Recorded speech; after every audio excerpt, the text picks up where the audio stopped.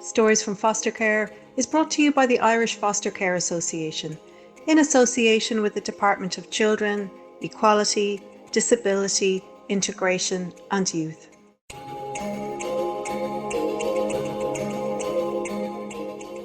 Welcome to the Stories from Foster Care podcast. I'm Niamh Barrett, and today I'm joined by Dr Danielle Douglas, who is a lecturer in social care in the School of Humanities in South East Technological University.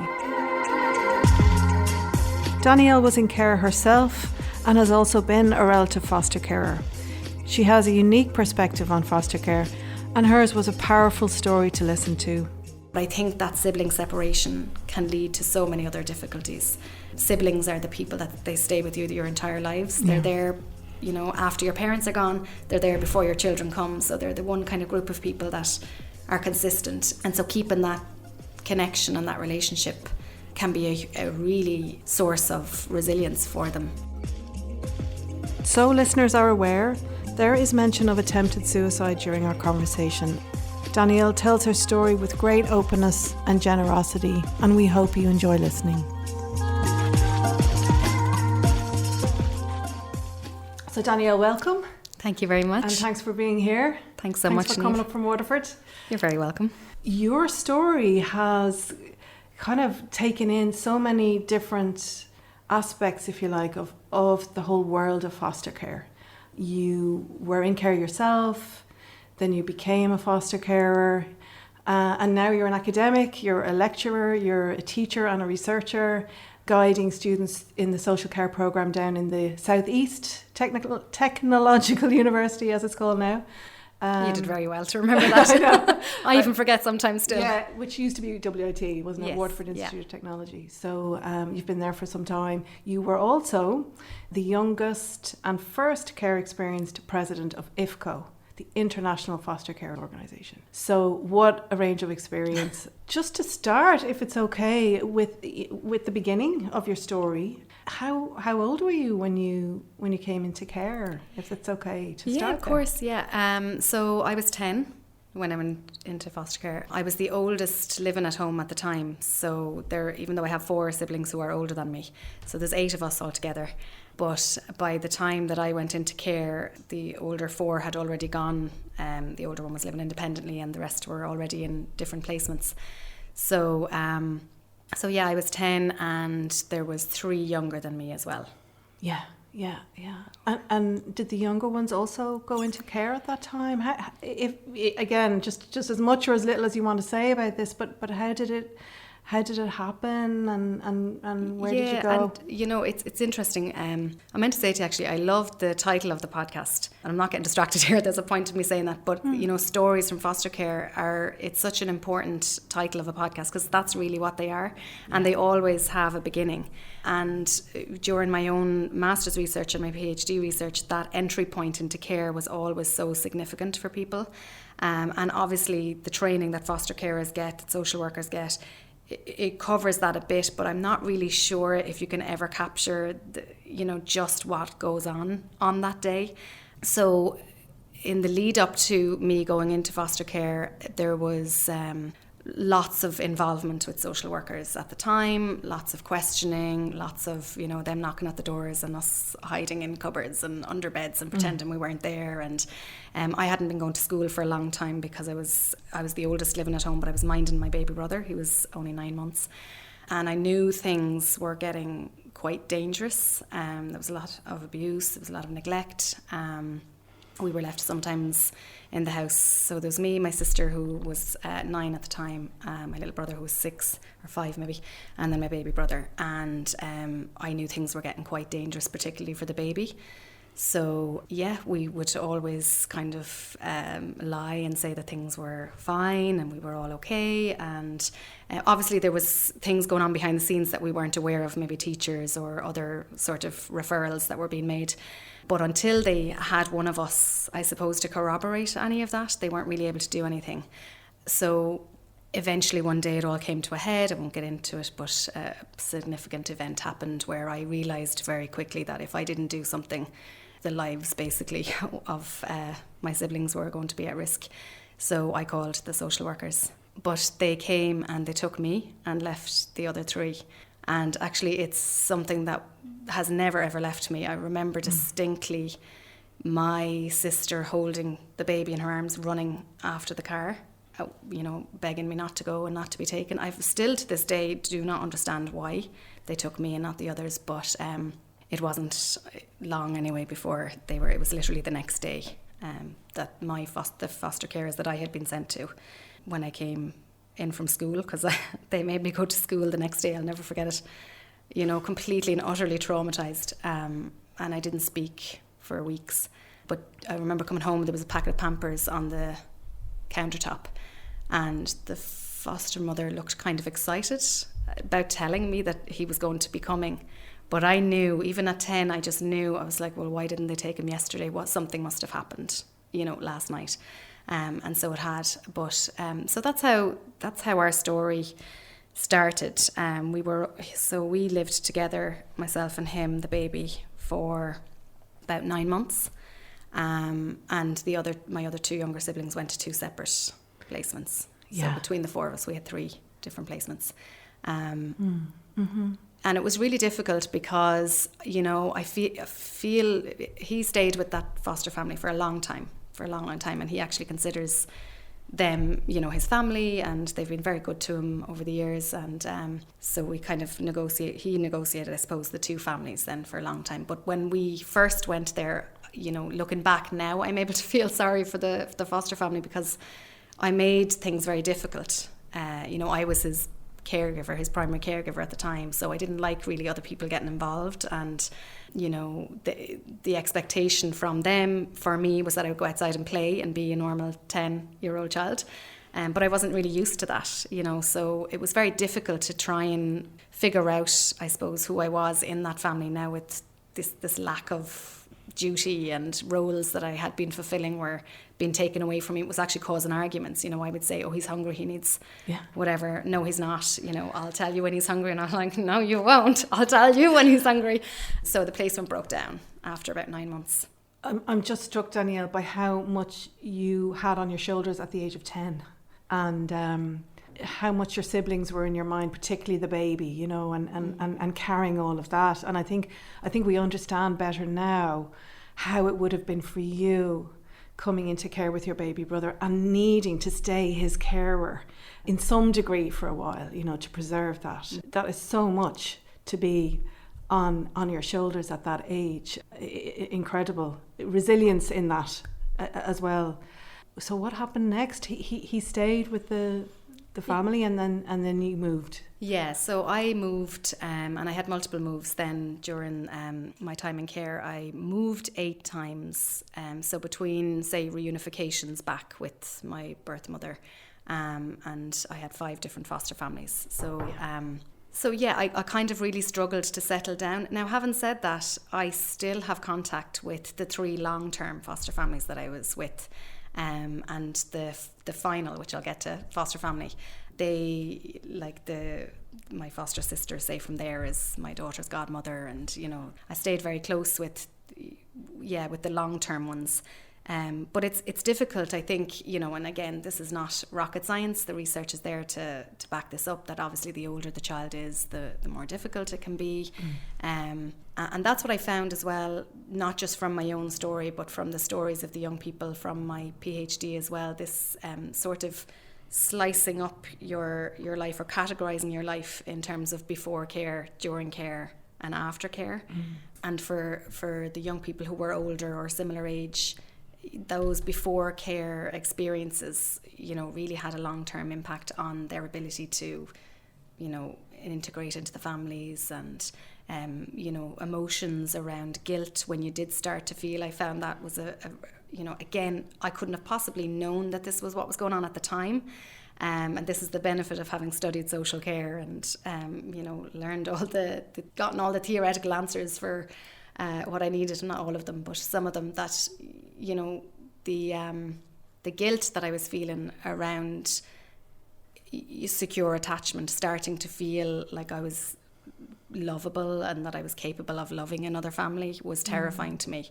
And so that would cause my behaviour to be, caused difficulties, and that's why I think I was never really able to settle down. Yeah. And I was so attached to my birth family as well that I was kind of straddling both worlds, if you like. I had this person who I was with them, and this person who I was with other families, and they didn't always necessarily, get on, the two individuals themselves. So I don't know if that makes sense, but that's why the concept of identity really struck me as being something that needed to be explored more amongst children in foster care. This multiple identities or multiple selves that you have to kind of draw from to fit into the different contexts that you're in. Just as an everyday example, I remember one of the foster families that I was with were quite well-to-do. They were quite posh and very, very different from anything that I had ever experienced before. But they used to eat their burgers and chips with a knife and fork. Even if they'd gotten them from the chipper, like they'd all be sitting down eating them. And I thought this was bizarre. But again, what do I know? I only have this one experience. And so that was fine. And then that placement broke down. And I went to this next foster family. And they were really much more now, akin to what I was used to and much more down to earth. But on the first night, they said, we'll get chipper, as a kind of to welcome you, and we'll get a little takeaway and it'll be all lovely. So we got burgers and chips, and I remember going to the drawer, getting the knife and fork, starting to eat it, and they just cracked up. The children at the table just cracked up with the laughing and literally pointing at me, look what she's doing. And of course it must have seemed, my own children were probably like, what is that? What is she doing? But at the time, I'll never forget this sense of shame and embarrassment and feeling like I was never going to figure this out. How do you, now I had this new family with this whole new set of rules, this whole new ways of being, these routines, structures, house rules, personalities that I now had to come to terms with, get used to, figure out who I was in relation to all of that. And it was very, very confusing. And while young people are doing all that, they still have to get by in school, manage their friendships, negotiate relationships within their birth family and, what's going on there. So there's a lot going on for them. Yeah, and it strikes me that especially in adolescence, where every child is going through a kind of a reevaluation in a way of their identity, who they are, who they're not like, who they are like, and so on. Did you find that was especially complex for you at that age when you were moving into adolescence, trying to form your own identity as an individual? Absolutely, yeah. I mean, how we form identities are through our key social groups, primary one being the family, attaching ourselves to the beliefs and the values. Now, obviously, there is that part where we reject all of that and we go through that rebellious stage as well and figure out who we are. But, it's very difficult when you have had no length of time, really, because even in the 10 years before I went into care, there was a lot of moving around, and different partners may say coming and going. So it was very hard to get a consistency. I had suppressed a lot. I think when I figured out that I was good at education, I really enjoyed listening to Aisha's thing about the hockey, and I was constantly looking for the thing that I was going to attach myself to, and I could never really find it. Education was a disaster for me in my secondary school days and my primary school. I mean, I moved 3 times in the final year of primary school. But when I went back and realised actually I can do this, and I have got a good memory, and I used to have a good memory, and I can do well in tests, and it just boosted my confidence, boosted my identity, and but again, there was all this other stuff then that I was embarrassed about, to how I had gotten to that. So, I kept a lot hidden from people around me, and again, that's something that I was shocked when I talked and listened to the stories of the young people in my PhD research that was still happening. I felt it was such a long time since I've been in care. I really had hoped, I suppose, that the stigma around it would have been reduced a little bit. I know from the media it hasn't, in terms of the figures and all the information that's put out there can be quite stigmatising. But I just felt that the young people themselves maybe wouldn't feel as stigmatised, but actually that wasn't the case, even though it was only a small cohort of 16 young people, but nearly all of them, with the exception of one, kept a lot of their stories hidden, and felt that if their friends or particularly people in school knew this about them, that they would be judged and that they wouldn't be treated equally, or that they would be invited to certain friendship groups or different things. And it was causing quite a lot of stress on them. One young person, she used the name of her, the coping strategies that they, you talk about resilience. I mean, it's absolutely amazing the level of thought that was put into how they were going to conceal these facts about themselves, which again, walking around carrying this secret that they feel is shameful isn't necessarily healthy. But one young girl, she was using the name of her foster family and had done since she was about 18 months old. But on all of her legal paperwork, it was her birth name. So her bus card, transport card or whatever, had her birth name on it, and she kept that in her phone wallet, and she lost her phone for 2 days. And she just went into detail describing, how physically sick she felt that somebody in the school would pick this up and realise that she had a different name. That would lead to questions that she'd have to explain, and her words were, they would think I'm even weirder than I am, and all this kind of stuff. So it's those everyday little experiences that being in foster care, even though she had a very loving foster family, she felt very loved, it still impacted on her life in different ways that she had no control over. Hello, I'm Catherine Joyce, and you're listening to Stories from Foster Care podcast. Be sure to subscribe on Spotify, Apple, or wherever you get your podcast from. Just to warn you that in the next couple of minutes of my conversation with Danielle, there is a brief mention of suicide. When I left the foster home where I was living with my brother, and I was saying that I found it hard to settle into any foster family, but I do have to say this, that particularly the 3 long term, and I say long term, I mean they were 2 years each, but they put so much work and effort, and they were so kind. And actually, it's really one of the interesting things about my story is those 3 placements, I was their first foster child, which was really interesting. But they've all gone on to foster more since, so it couldn't have been that bad. Didn't turn them off completely. So I went to different placements, and during that time I really struggled. And then when I was about 15, I decided I want to go back and live with my mother. Again, just found it really hard to settle in. I always had a really incredible sense of loyalty to her, which wasn't always very healthy, but it was what it was. So I went back. It didn't work out. It ended up being an absolute disaster. And I remember thinking, okay, I've got a couple of choices here. If I stay where I am going to go down this route, or I can make a different decision and try and, make something. So I went to the social workers myself, and now this was a long time ago, this wouldn't happen now, I'm sure, but the social worker at the time said there was no places left, that I had made my decision, that they had tried to tell me not to go back, not to leave the foster family, and that really, they didn't have anywhere for me, and they'd let me know if anywhere came up.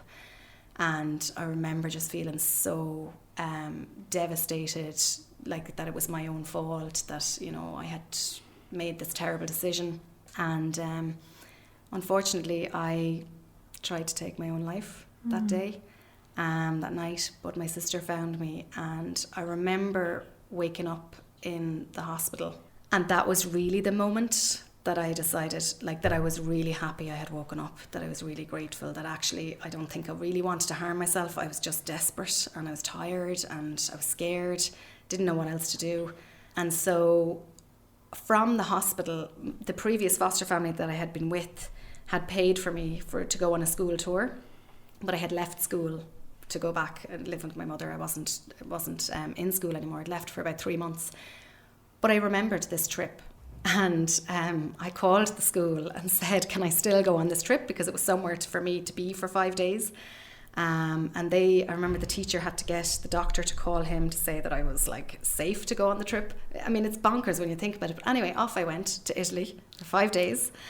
Didn't know where I was going to live, didn't know what I was going to do when I came back. And I remember telling my friend on the bus, on the bus down from Dublin, and this other girl piped up behind, and she said, I know we're friends and everything, but we don't know each other that well, but we have a really big house, and like we 5 bedrooms and there's only me and my mum and dad. Like, do you want to come and live with us? And I said, well, it doesn't really work like that, but thank you so much. And she was like, but why don't we just try? So I got back, called into the social workers, told them, and I think literally about 2 weeks later they came and picked me up from my mum's with all my stuff. And I lived with them then, did my leave insert. They were incredibly encouraging. Again, they had a really, really good way, even though, you know, they weren't foster carers, they hadn't had the training, say, that other foster carers would, but they had this innate sense of not pushing me too much, giving me space, giving me encouragement, and just being really good role models. So I think the timing was just perfect in that I really was ready to accept the help that this family wanted to offer. And maybe if I'd have gone to them at a different time or an earlier time, it wouldn't have worked out the way that it did. But I was just so desperate at this point to make it work. And so, yeah, they were just incredible, incredible people. I was so lucky and fortunate. I was lucky for all my foster families. They were really good. And like I said, I think some of them, it's just unfortunate it didn't work out, but it was because I wasn't ready, not necessarily because, you know, I wasn't getting the care that I needed. And I think that's really important for some of your listeners who might be foster carers to remember as well, that, you know, no matter how much work and effort and support, if a placement does break down, you know, please don't be too hard on yourself, because it's devastating. Nobody wants that to happen. I went through it myself when I was a relative foster carer, that, you know, we did everything we could. I mean, I was nearly on the brink of a nervous breakdown myself, and it just wasn't enough for what he needed. We weren't trained for what he needed at that time. And actually, after he left, our relationship got much better again, do you know? Yeah. And we've gotten closer since. But just to go back, so I finished my leave insert, did quite well, was really happy, went off to college in Cork and got pregnant. So can we pause it there for 1 second? Yeah. Because I want to thank you for telling that story within your whole story, and just to say, like, the agency that you've had all the way through, the ability to advocate for yourself is really extraordinary. Picking up the phone to the social workers, picking up the phone to the school, getting yourself onto the trip to Italy, and then having the conversation, you know, that led to that placement eventually. Like, you know, the timing was right, but also it's really, really extraordinary how able you were to advocate for yourself. And I know not every child, you know, has that, and that's certainly not their fault, but it's really, really quite something. Just wanted to say that. Oh, thank you. And thank you for telling that story. And, you know, it's something, actually, I had never thought of it that way before, because the picking up the phone call to the social workers is something that it still affects my life a lot. I feel a lot of guilt around it. And I know my siblings and I have talked about it. I've talked about it with therapists. I've talked about it with friends. And, you know, I have the knowledge to know that it wasn't my fault, that I did the right thing, but I'll never accept that. You know what I mean? That was the moment that our whole family just exploded, you know, and we were all separated. So I have a lot of survivor's guilt as well around, you know, that I have had the agency, I had the resilience to go after what I wanted, and I had the drive and the determination to pursue education and to want to work. And, you know, not everybody is that lucky. Not everybody has the mental health capacity to be able to do that. Not everybody has the resources. The timing doesn't always align like it did for me that one time, you know. So it's lovely for you to say that, and it's a really nice way of thinking about it. So I should probably start thinking about it like that more often. So I was telling you that I became an absolute cliche teenage pregnancy after all the effort I had put in. And again, there's something in this as well for foster care listeners and also young people who find themselves in this situation, because despite the evidence that this foster family loved me and cared for me, remember, I was over 18 now, and there was no sign of them asking me to leave, or, you know, it was pretty much, yeah, you're coming home at the weekend, you're going to be home for Christmas. You know, I was part of this family now, and it didn't matter whether they were getting payment or no payment or anything like that. But I still was absolutely terrified to tell them that I was pregnant. I just really believed in my heart and soul I suppose because previous experiences had taught me that, you know, I lose people that I love. And I just thought, this is going to be it now, you know, and it's going to be me and the baby, and I'm going to go down the route that I've seen other people go down. And I remember my boyfriend at the time, her dad, we both agreed that I would tell them, you know. So we were sitting in there and I was crying. The minute my foster mother walked into the room, I was crying, and she was like, "Oh my God, what's going on? Is everything okay? Is it your granddad?" Because he was elderly at the time.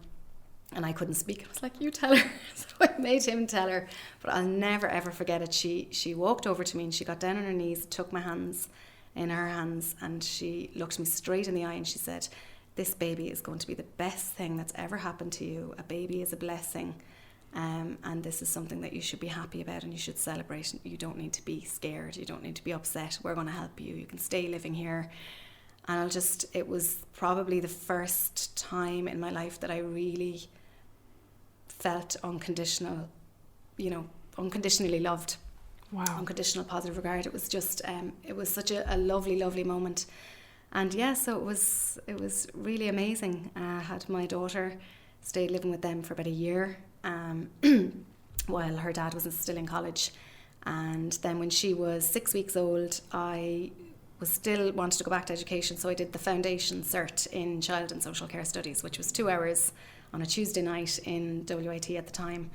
And then when she was 9 months old, I went back to do the full-time 4-year social care. Well, it was 3 years, and then I did the add-on. And then in the final weeks of my add-on, unfortunately, my dad passed away in England. That's a whole other story, but I hadn't seen him for quite a long time. And by the time we had heard that he was sick, we made a 16-hour journey and got there 20 minutes after he had died. So that was quite traumatic. And my foster mother also passed away a month later, quite suddenly. So it was a really, really difficult time. I had to defer all my exams until the autumn, but I had won a scholarship from the Office of the Minister for Children to do a master's, and it was on the condition that I got a 1-1 in my degree. So I went back in the autumn, did 12 exams, 12 essays, and got my 1-1. And I was really fortunate then to start the master's, looking at resilience and the link between resilience and outcomes of children in foster care. And while I was doing that, my supervisor got sick.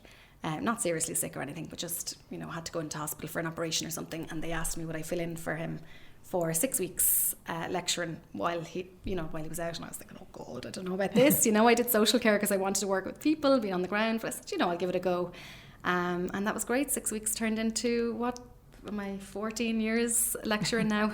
And so once I finished the master's, I then started getting involved in IFCA and IFCO, and absolutely just loved everything about it. Loved meeting other care experienced people, and then I became the president of IFCO, and now I'm a doctor. Yes, Dr Danielle Douglas now. Yeah. And just this year I started as the programme leader for the Level 8 course in social care as well. So it's been quite a journey. Oh yeah, and that year where I was doing all those exams, that's when we were fostering for us, just because again we were so young, we couldn't possibly have had the skills, trying to cope with our own losses. My husband's mum passed away about 6 months after my dad and my foster mother, or 6 months before, sorry. So we were both kind of grieving a lot and trying to raise my daughter, and so there was a lot going on. So, but I have to say it gave me an appreciation for the other side of things, the difficulties trying to deal with the system that, say, foster carers who I would have had. I never understood that on their behalf. They would say, we're trying to get answers, we're trying. I will try harder. Well, now I knew what it was like, and again, not to point the fingers at the social workers, or it's just the system is so difficult to work with. So I was seeing that from that kind of point of view as well, and trying to hold young people's emotions and difficulties and challenges, and try not to take their behaviours personally. It's tough. Every day. Yeah. How old were you when you were fostering? Yeah. I think we were 21 when we first started with the first chap, and then we were 25 the next one, just 27. So really barely out of adolescence yourself, and Yeah. with a small baby, and wow, yeah.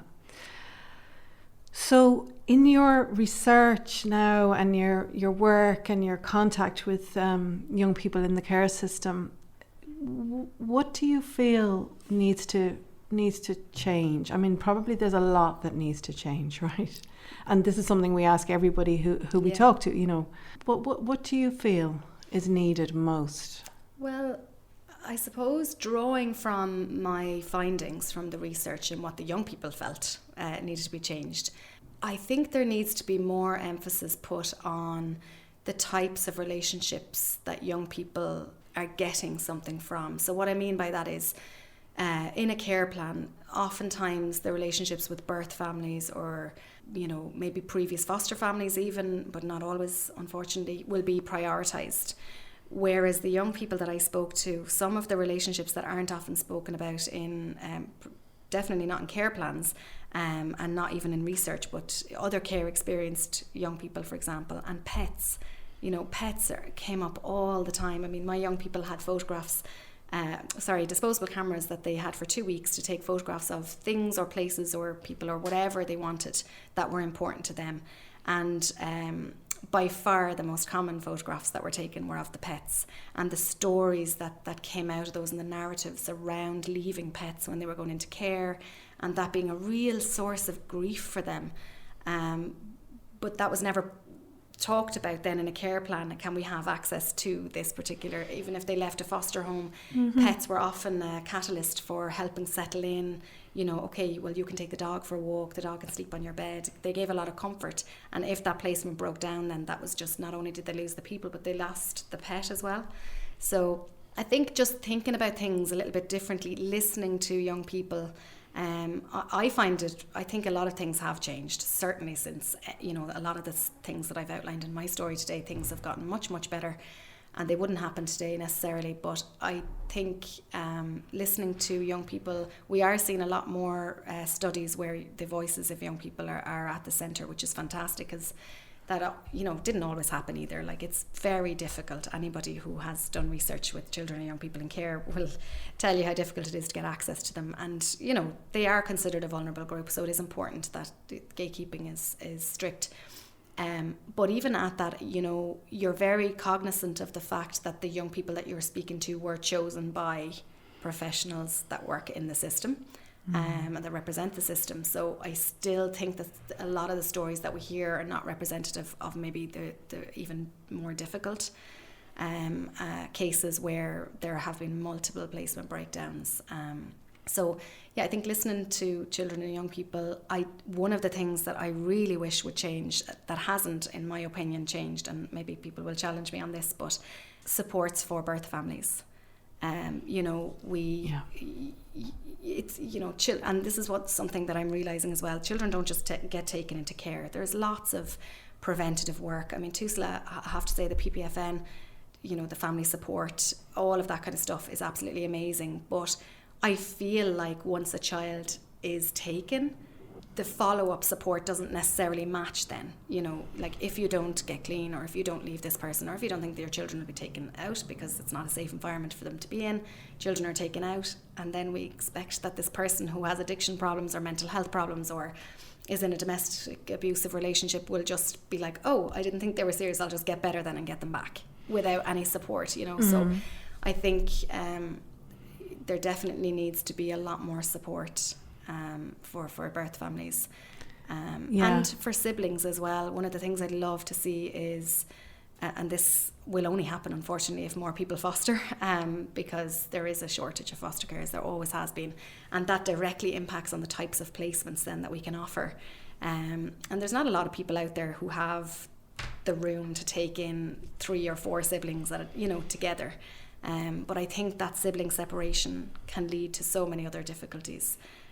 Siblings are the people that they stay with you your entire lives. They're there, after your parents are gone. They're there before your children come. So they're the one kind of group of people that are consistent. And so keeping that connection and that relationship can be a really source of resilience for them, and it's when it's broken apart unnecessarily, it's and without explanation. I think, I remember our access, we had it once a week when we first started, and it was the most miserable place you'd ever want to be in. It was in a social worker's office. Smoking was allowed at the time, so half the family would be puffing away in this tiny little dingy room with posters peeling off the wall, and it was awful. But I couldn't sleep with excitement the night before it.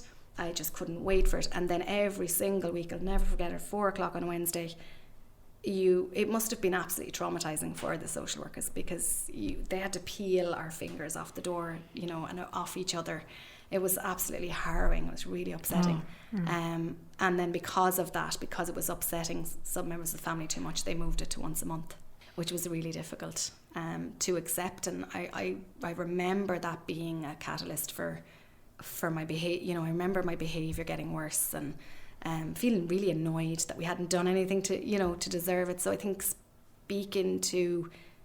explaining the reasons for things is really important. And children in foster care, we don't give them enough credit either. We think maybe we're protecting people by not giving them honesty and truth. Most of the time they know what's going on, and this came up as well in my research when I was asking them, who do you talk to when you have, when you have questions or you have difficulties or you feel upset about things? And some of them said, well, I don't talk to my foster mum because she doesn't talk to me about things. It was about her mum's drinking. And she said, my mum thinks that I don't know about my mum's drinking. She called both of them mum. And so I don't want to upset her by bringing it up. So she had all these questions and all these worries, but she thought she'd be doing something wrong by actually raising it. And for the foster mother's part, she thought that the child had no idea that mom was sick, and that's why, but what I'm saying is they know more than maybe we think they do. Yeah, and maybe they can handle more honesty than we can think, we think as well, and that it's actually ultimately reassuring to them to have things named that they can sense or they already know but are keeping hidden. Yeah, that's really important. Particularly if they've had instances before where they've been lied to or the truth has been, concealed from them. It can just damage the relationship, the trust. So supporting the birth family and making access more transparent in a way. Yeah, absolutely. And the national standards as well. The standards that we're currently working from are 2003, so they're 20 years old. I believe that there are new standards in the pipeline. So one of the recommendations I made from my research was that, that those standards are worked on and released because, the way we think about children and childhood has changed, or how we think about it has changed and has had to change. So we need a new set of standards for new foster carers coming in. Like one of the things that's really missing in a lot of the training programs and standards is the use of space, physical space. And so my whole PhD was on the role of different spaces in the identity construction of children and young people. So the relational spaces, which there is a lot out there on that. And my interesting findings in relation to that were that not all relationships, or some relationships that we might not necessarily think about, like pets, like other care experienced young people, like siblings, for example, can have a lot more of an impact than we think they do. But the other aspect that I looked at was physical spaces. So what impact does the physical environment that we're in, how does that make us think about ourselves? What impression does it give about ourselves, about our sense of belonging in that space? And so spaces, for example, like social work offices, courts, places where other young people maybe not necessarily would ever be in, and that were designed by adults, maybe for adults. And some of the social work offices were child-centred, but were almost too child-centred. So the teenagers in my study, for example, were in the same room with the same little toy trucks and dinkies, and there's nothing really there for us to do. But then the opposite side of that was the space in foster homes. And again, just for your listeners, it's such a simple thing to do, but the amount of reassurance it gives to children and young people that they belong. So wall space, for example, putting their picture up on the wall. One of the families had this lovely big mural made with all their names interlinked, And the young person was like, she took her photograph, and I said, why did you take a photograph of this? And she said, well, when you think about how much organising, like there's no way they're going to ask us to leave, because they'd have to take that down because our names are up there. So like they're definitely not going to ask us to leave. You know, it was just such a lovely, and I spoke to the foster mother about it afterwards, and she said, it never would have occurred to me that would have that effect. I just did it because they are part of this family, you know, and we want them up on the wall. So different things like that, letting them design their own bedrooms in the way that they wanted to, creating a little private space for them. You know, I think that's something I'd really love to see as well, the whole kind of a better understanding of the role of space in the lives of actually all children, but particularly children who, you know, can have this feeling that they might have to leave, this sense of alternative, you know, if I'm not here, then I might be somewhere else. So that constant reassurance. And it is a constant reassurance. You know, you might tell a young person 50 times in a week, you're not going anywhere, you're part of this family, and you might have to tell them again the following week, you know, particularly in the early days. Yeah, thanks. That's really, really good to hear and be reminded of. That sometimes it's the simple things we overlook, like the pet, or having the, you know, the say in how the bedroom looks, that can make all the difference to that sense of belonging. Yeah, and actually another space that came out as being really, really important was the car space.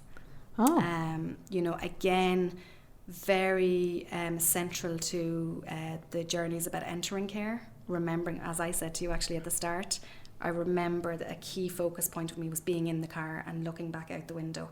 And that was very, very common. One girl said about the pets, it was kind of a mixture between the car and the pet. She had, her dog had just had puppies, and it was her responsibility. She was only 5 when she went into care, but her responsibility was to feed the dogs every day. Or the pup, and she remembers the day she went into care, the social worker saying to her in the back of the car, what's in your top? And she had the puppy hidden under her jumper, and it was wriggling around because she wanted to bring the dog. I mean, she was devastated to leave her family, but she was more devastated because she thought, if I leave the dog here, then nobody's going to feed it and it won't be okay. But again, she was able to describe the inside of the car because it was so vivid in her mind. Likewise, to and from access, young people spoke all the time about the conversations that they had. You know, I remember getting really cross with a social worker after one of my access visits, and actually behaved really appallingly. I must try and find her one of these days and apologise. You know, I was quite aggressive because I had just been in a really traumatic experience, and now I was cooped up in this kind of car, and I was being brought to a place that I didn't want to go to, and I just felt completely lacking in control, and so I lashed out. And that seems to be quite a common thing as well. But lots of lovely experiences of cars as well. Foster carers saying, oh, that's where all our chats happen. You know, they're in the back, I'm in the front, we're not face to face, there's no awkwardness, they're just chatting away, looking out the window. So it's again, it's not that any space was considered more negative than another, but it really makes you think about, you know, it being more than just a space. It's actually opportunities for conversations and opening up kind of avenues to creating, I suppose, more trusting relationships. So as we are approaching the end of this conversation, which has been so wonderful, is there anything that we haven't said that you would like to add in? So many. I mean, I could sit here for another 3 hours, I imagine, and keep talking.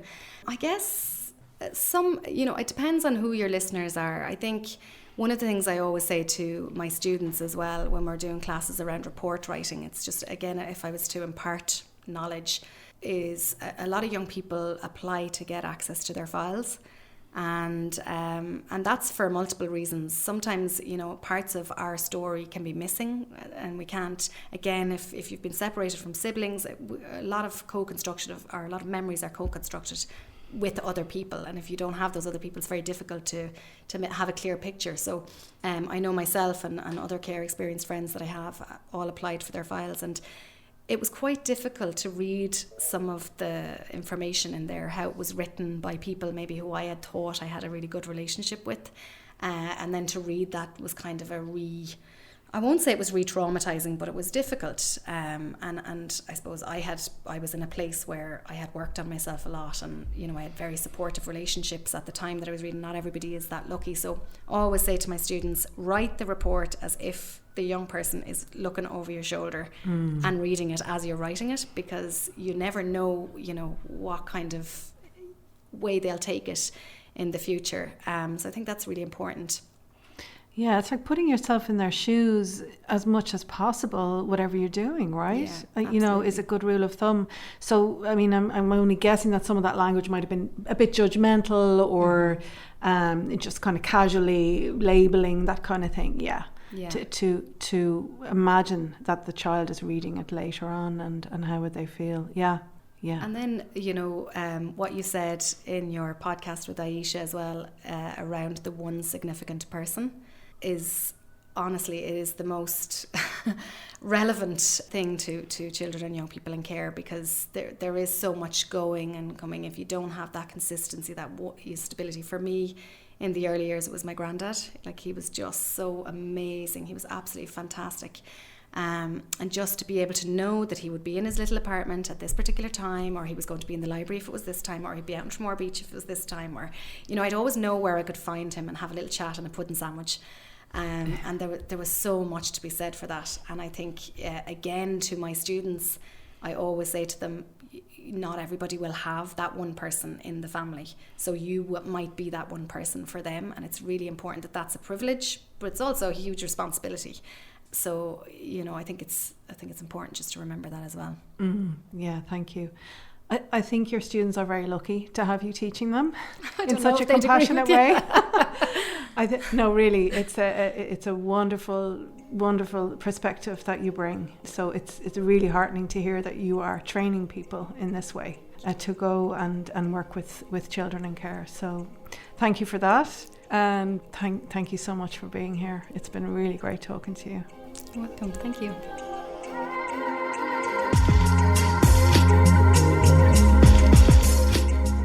Well, that was an absolute privilege. We're very grateful to Danielle for sharing her story with us. To learn more about Danielle and her work and research, you can go to wit.ie and search up Danielle Douglas. And if you've been affected by any of the themes raised in the podcast, Samaritans.org is one organisation that can offer support. Thank you for listening to Stories from Foster Care, and we'll see you next time. Stories from Foster Care is brought to you by the Irish Foster Care Association, in association with the Department of Children, Equality, Disability, Integration and Youth.